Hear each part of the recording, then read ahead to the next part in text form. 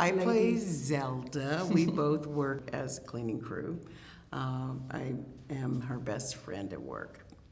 Yes, I play Eliza, working at this facility, janitors at this place, but they're not really told much about what's going on or included in, of course, their sort of lesser beings and the help, the work.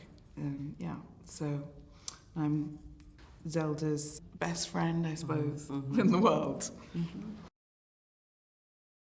Well, reading that very first page where she's dreaming that she's floating, I started thinking, how are they going to do this? I cannot wait.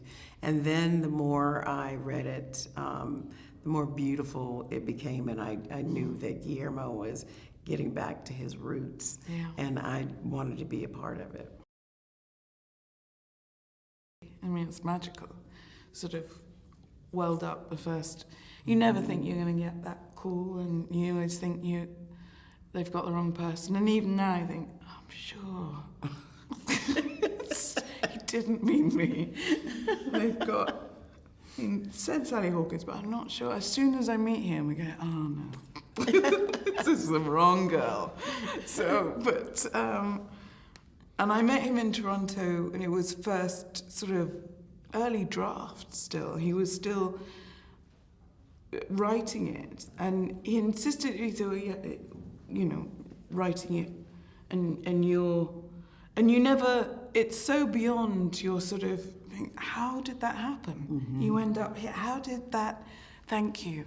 And I remember reading those first, and it was on a laptop when I was in Toronto. I sort of slid it across the table, and just stunning, and so overwhelmed. Beautiful, it's beautiful. It's the most beautiful script I've ever read, I think. Well, he probably is like Cirque du Soleil. He is more in touch with his body than anybody I know, because he has the most difficult job is that he has to actually embody it, and he doesn't get to show his facial features to help convey his different emotions. He's amazing and a lot of fun, but you spent more time. I adore him.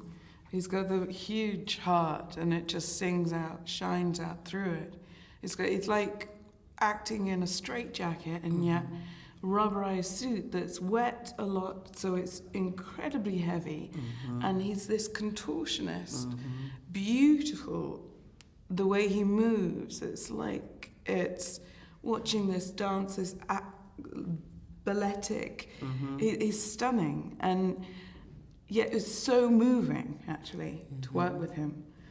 And I adore him as a human being and as a half-fish man. It was easy to fall in love with him. He's a very beautiful soul, and it shines through. And even he couldn't see for a lot of things. He's underwater and not knowing where he's coming up, and a very precise camera position where he had to be, and yet it's just stunning.